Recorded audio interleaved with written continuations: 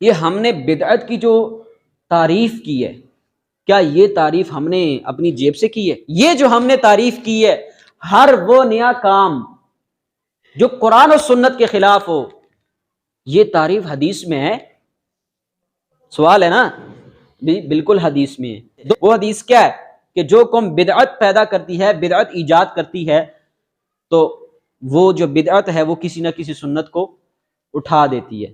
وہ سنت کے جب خلاف ہو گیا تو آٹومیٹکلی سنت اٹھ جائے گی، ٹھیک ہو گیا۔ تو یہ ہماری تعریف جو ہے حدیث سے ثابت ہو گئی ہے۔ اور یہ جو دو قسمیں ہیں یہ بھی حدیث کے اندر ہے۔ بدعت سیئہ، یہ تو ویسے ہی سب کو پتہ ہے، بری بدعت، یہ تو ویسے حدیث میں کل بدعت ضلالہ وکل ضلالۃ فی النار، ہر بدعت کیا ہے؟ گمراہی ہے، اور ہر گمراہی کدھر لے کے جائے گی؟ ہاں، لیکن یہ جو بدعت ہے، بدعت لغویہ، جس کو بدعت حسنہ بھی کہتے ہیں، اچھی بدعت، اس کا دوسرا نام کیا ہے؟ بدعت حسنہ، اچھی بدعت۔ اس کی مثال آپ بالکل دے دیتا ہوں میں، یہ پورا لفظ آپ کو مل جائے گا وہاں سے۔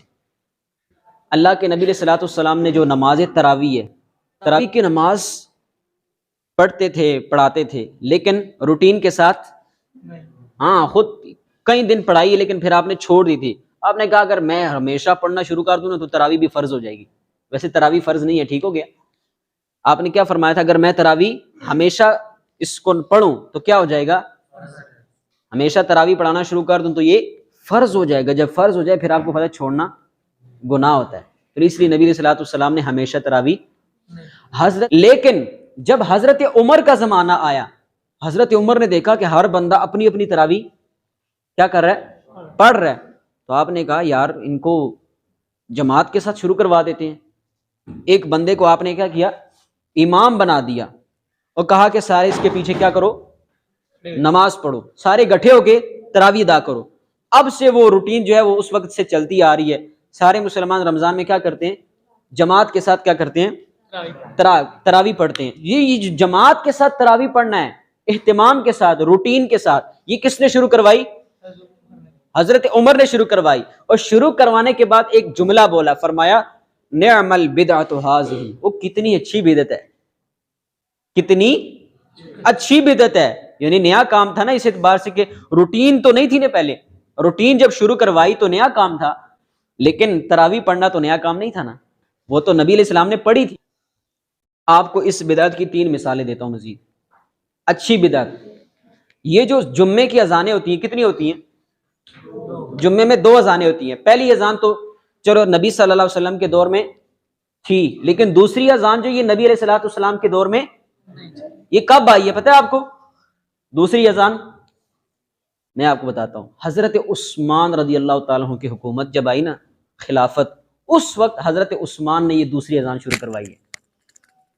پہلے نہیں تھی، نیا کام ہے نا نبی علیہ السلام کے زمانے میں، لیکن جب حضرت عثمان کی خلافت آئی تو آپ نے کیا کیا؟ دوسری اذان شروع کروا دی۔ نیا کام ہے نا، لیکن یہ نیا کام کیا قرآن کے خلاف ہے؟ سنت کے خلاف ہے؟ نہیں بھائی، سنت کے خلاف نہیں ہے۔ نبی علیہ السلام نے فرمایا میری سنت بھی سنت ہے، تم پر لازم ہے، اور میرے خلفاء کی بھی، حضرت عثمان کی بھی۔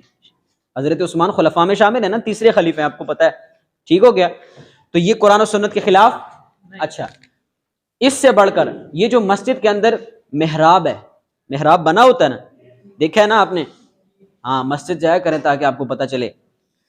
تو مسجد میں جو محراب ہوتا ہے، یہ حضور کے زمانے میں، یہ آپ کے کس نے بنایا؟ کہ حضرت خلیفہ عمر بن عبدالعزیز نے رحمت اللہ علیہ، انہوں نے یہ شروع کروایا ہے۔ پہلے نہیں تھا، لیکن اب یہ بھی قرآن کے خلاف۔ قرآن نے کبھی کہا کہ محراب جو ہے، ایمان والو محراب نہ بنو، کبھی قرآن نے یا حدیث میں منع ہے؟ نہیں ہے نا۔ جب قرآن نے منع نہیں کیا تو لہٰذا کیا کریں گے؟ جائز ہے، بدعت نہیں ہے۔ تیسری سب سے آسان مثال جو ہے، یہ جو قرآن آپ کے سامنے ہوتا ہے، اس پر جو اعراب لگے ہوتے ہیں، یہ اعراب پہلے زمانے میں، حضور کے زمانے میں قرآن کے اوپر اعراب، یہ بعد میں آ کر حجاج بن یوسف نے لگوائے۔ قرآن پہ اعراب کس نے لگوائے؟ حجاج بن یوسف نے۔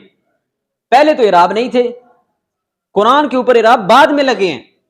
نیا کام ہے نا، لیکن یہ نیا کام قرآن کے خلاف کیونکہ یہ اعراب کیوں لگائے گے؟ ہماری آسانی کے لیے، تاکہ ہم بھی قرآن پڑھنے، ہم عربی تو نہیں ہے نا، انہوں نے ہماری لیے لگوائے نا، جو اجمی ہے، اجمی اس کو کہتے ہیں جس کو عربی نہیں آتی، تو ہماری آسانی کے لیے انہوں نے کیا کیا؟ اعراب لگوائے ہیں۔ تو یہ کام اچھا کام ہے، تو اس کو ہم بدعت نہیں کہیں گے۔ اچھا، تو یہ ہے بدعت کی آسان مثالیں، ٹھیک ہو گیا؟ اور اس کے علاوہ اور بھی کئی مثالیں ہیں، ٹھیک ہو گیا؟ یہ نماز سے پہلے اذان سے پہلے درود پاک پڑھنا، یہ کیا ہے؟ بدعت ہے۔ لیکن بدعت کون سی ہے بتائیں؟ یہ والی ہے یا یہ والی؟ حسنہ ہے یا سیئہ ہے؟ ہاں بھئی، درود پڑھنا کیا گناہ ہے؟